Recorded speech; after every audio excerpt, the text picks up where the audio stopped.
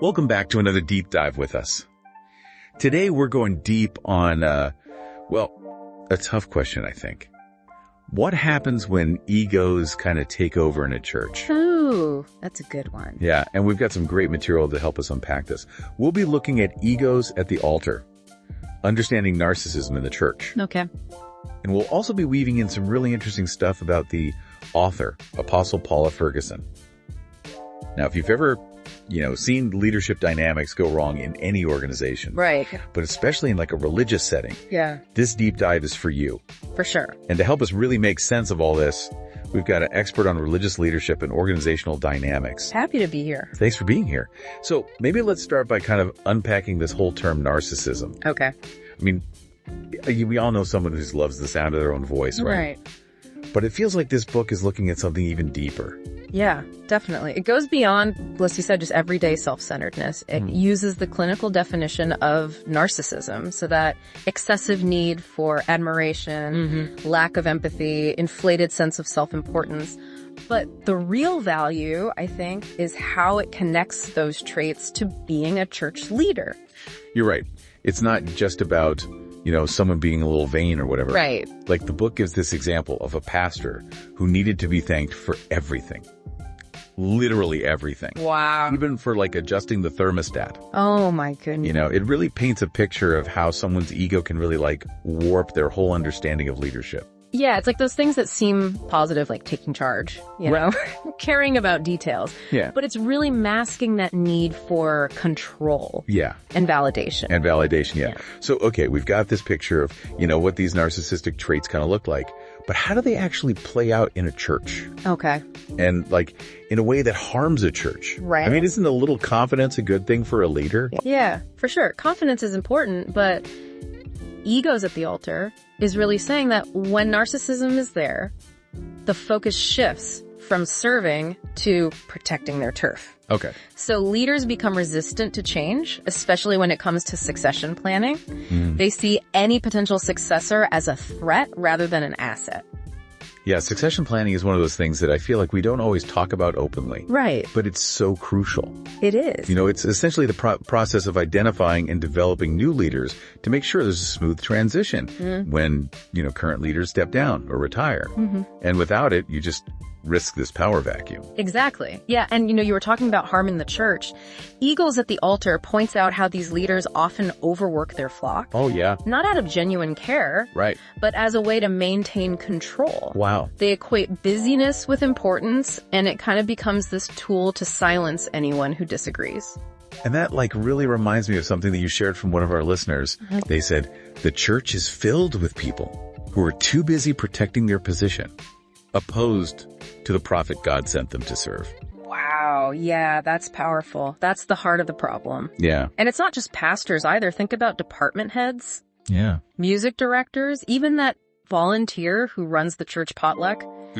Anyone in a position of authority can fall into this trap. Yeah, prioritizing their ego over the good of everyone. Right. It's like that analogy the book uses of carrying too much in your arms.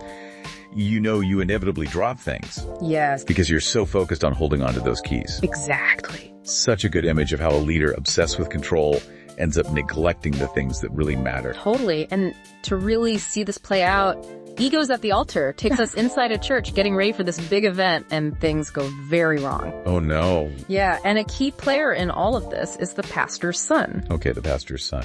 Tell me more. So this brings up that tricky issue of nepotism. When family ties are more important than being qualified. And the scene in the book is chaos. Everyone is stressed, running around, and suddenly the pastor's son just loses it, yelling at the pastor's best friend, who's clearly overwhelmed trying to do a million things at once. So this isn't just a family fight. It shows how that son was probably put in a role he just couldn't handle. Right. Not because of his skills, but because of who his dad is.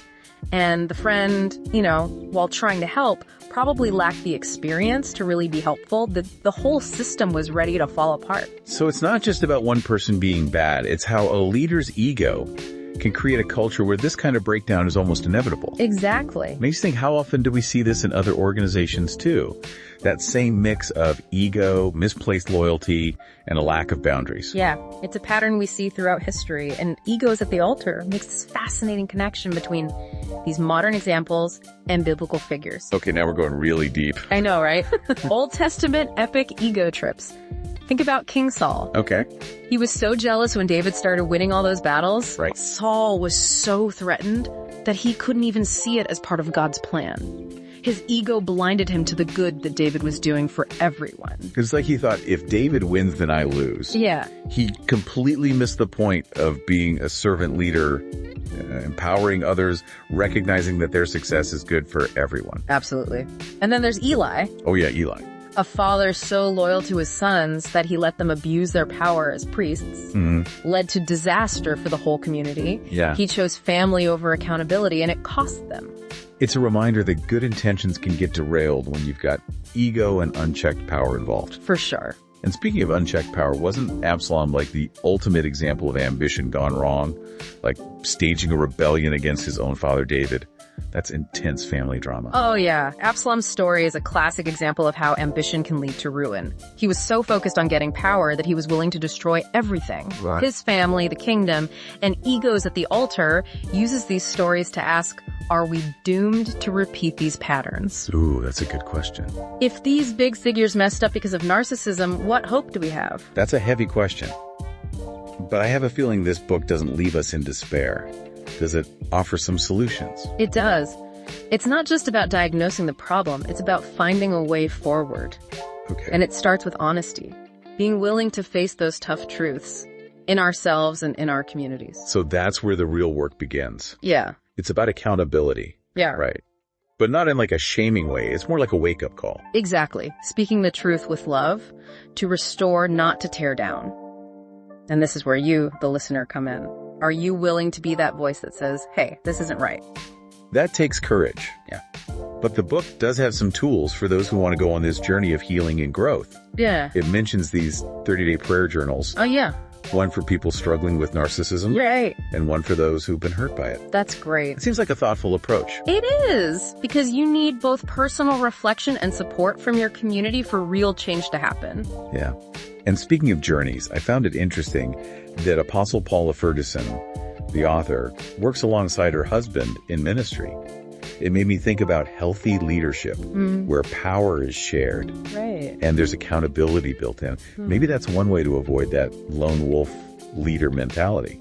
That's a great observation. Shared leadership can really help with that. It creates a more supportive environment, recognizing we all have strengths and weaknesses, and that working together we can do so much more. It really makes you think about the purpose of leadership in the first place. Yeah. Like, after all this, it seems like the point isn't to get rid of our egos completely. Right. That's probably impossible. Yeah. But it's about recognizing how our egos can mess things up Yes. and being willing to change course. I think that's it. It's about checking ourselves and asking, am I serving something bigger than myself, or am I serving my ego? And that's a question for all of us, no matter what our role is. It reminds me of something Apostle Paula Ferguson often says. I think that makes sense.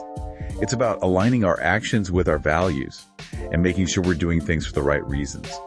And speaking of Apostle Paula, I highly encourage you to check out Egos at the Altar for yourself.